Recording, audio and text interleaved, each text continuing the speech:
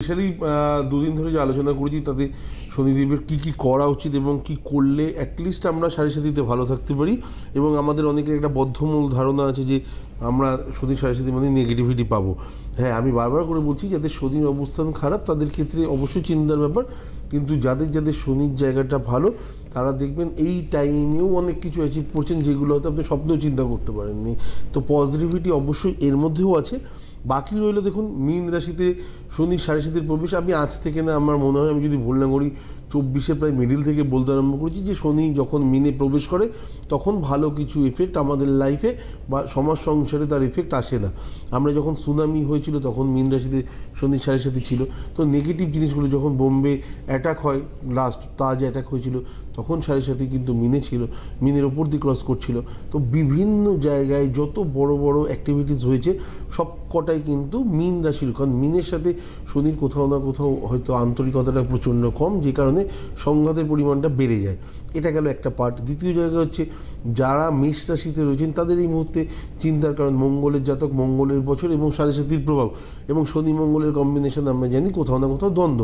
তো এটা একটা পজিটিভ ভাইবস। একদম সত্যি কথা যে এই ধরনের সমস্যা আসা খুব উচিত, কিন্তু ব্যাপারটা হচ্ছে মেষ রাশি, এবার দেখা গেল আপনার মিথুন লগ্ন, সেই জায়গায় বুধের সংমিশ্রণ যদি আপনার লাইফে থাকে, যে পরিমাণ সমস্যা আপনার লাইফে আসা উচিত, কন্যা লগ্ন রয়েছে, আপনার যে পরিমাণ সমস্যা আসা উচিত ততটা কিন্তু আপনাকে দেবে না। সাড়ে সাতির প্রভাব ততটা আপনাকে দেবে না, ব্লকেজ দেবে, কোথাও না কোথাও টেনশন দেবে, বা যে খুশি মনে থাকার ব্যাপারটা আপনার এতদিন ছিল সেই জায়গাটাতে একটা পজ আসবে। এর বাইরে স্পেশালি কোনো ব্যাপার নেই।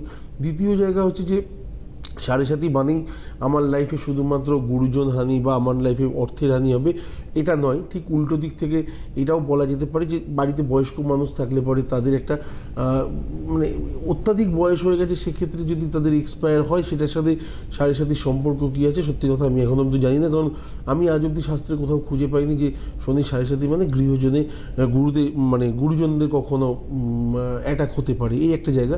কিন্তু হ্যাঁ, এটাও বাস্তব, যদি কোনো কারণে সাড়ে সাতি জলে বাবা মার উপর কিন্তু তার প্রকোপটা অবশ্যই আসে। সন্তান যদি কোনো কারণে ছোট হয় আপনি দেখবেন তার সম্পূর্ণ যে দায়িত্ব সেটা গৃহস্বামীর ওপর আসে, সেক্ষেত্রে বাবার ওপর আসার একটা চান্স বেশি থাকে, অনেক ক্ষেত্রে বাবা মা বোথ সাইডের ওপরে আসে। তো আমার মনে হয় এই জায়গাগুলো মানে জন্মছক অনুযায়ী পুঙ্খানুপুঙ্খ বিচার করাটা উচিত। কিছু ভ্রান্ত ধারণা নিয়ে আমরা থাকি একদম। আমি এই জন্য বলি এই অনুষ্ঠানটা পজিটিভিটির একটা দিক। তার কারণ হচ্ছে দেখুন, যে আলোচনাটা দীর্ঘ 3 দিন ধরে হলো শনি সাড়ে সাতি নিয়ে, সেখানে মানুষ অন্তত এইটুকু বুঝতে পেরেছে যে শনি এই শব্দটা বলা মাত্রই আমরা মানে 100 ক্রোশ দূরে দৌড়াই একদম, এবং ও মানেই আমাদের ক্ষতি আর ক্ষতি আর ক্ষতি, এর কোনো রকম উপকার আমাদের নেই, এরকম একটা ধারণা আমরা পোষণ করি ভিতরে। কিন্তু শনি সাড়ে সাতি, এই যে মেষ রাশিতে শনি সাড়ে সাতি ঢুকছে অলরেডি কিন্তু কাঁপা শুরু করে দিয়েছে মানুষ। কি হবে কি হবে কি হবে। স্পেশালি দেখুন সোশ্যাল মিডিয়া যেরকম মানুষের উপকার করে সেরকম ক্ষতিও করে, হ্যাঁ একটু বেশি ক্ষতি করে। স্পেশালি আমি এমন 5 জনকে চিনি যারা সকাল থেকে রাত অবধি 10টা প্রোগ্রাম ফলো করে, 10টা জ্যোতিষী প্রোগ্রাম ফলো করে একটা জিস্ট লিখে তারপরে প্রোগ্রামটা তৈরি করে। এবং সে যখন তৈরি করবে সে তখন যে ইউটিউবে স্পেশালি কন্টিনিউয়াসলি প্রোগ্রাম ছাড়বে, সে তার মধ্যে একটা মানসিকতা থাকবে সেই জন্য তার সাথে যেন কাস্টমাররা কন্ট্যাক্ট করে।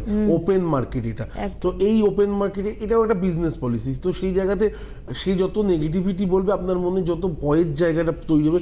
স্পেশালি আমি একটা ছোট্ট ব্যাপার বলি, যেটা হচ্ছে যে নীলা সম্বন্ধে আমাদের প্রচুর একটা ভয়ের ধারণা আছে, কারণ কি শনিদেবের সাথে যুক্ত। একদম, আপনি মজার ব্যাপার শুনবেন নীলা পড়লেই নাকি ক্ষতি হবে, নীলা পড়লে আমি নিজে শুনেছি। হ্যাঁ, আমরা ছোটবেলা থেকে শুনে শাস্ত্রে আপনি কোথাও বলুন বা কাউকে আপনি নীলা পড়ি দেখুন, এবারে যার দরকার নেই বা অষ্টম ঘরে রয়েছে তার ছোটোখাটো কিছু ঘটনা ঘটলো আলাদা ব্যাপার, কিন্তু যার প্রয়োজন আছে সেই যদি নীলা পড়ে তার পড়ার ক্ষেত্রেও একটা ভয়, দাদা সত্যি আমার লাগবে তো, ব্যাপারটা আমাকে বালিশের তলায় রেখে দেখতে হবে না তো।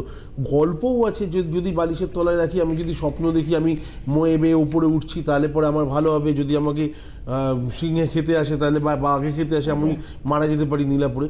তো আলটিমেটলি এরকম ব্যাপার কখনো আপনি স্বপ্ন দেখেন কিনা আমি জানি না। দ্বিতীয় কথা, ময়ে করে যদি আমি ওপরে উঠি তাহলে তো আমি একদম ওপরে উঠে যেতে পারি, সেটা তার ইন্ডিকেটটাও তো দিতে পারে। তো সেই জায়গাটাও আমাদের মধ্যে একটা আলাদাভাবে বিচার করে ঢোকানো হয়েছে। তো এগুলোর মানে আমার মনে হয় এগুলো হচ্ছে ভ্রান্ত একটা ধারণা, বা শনি দেবতাকে নিয়ে যতটা বেশি বিজনেস করা যেতে পারে আজকের এটা ইউটিউবে ওইগুলো হয়ে থাকছে। একদমই বাস্তব।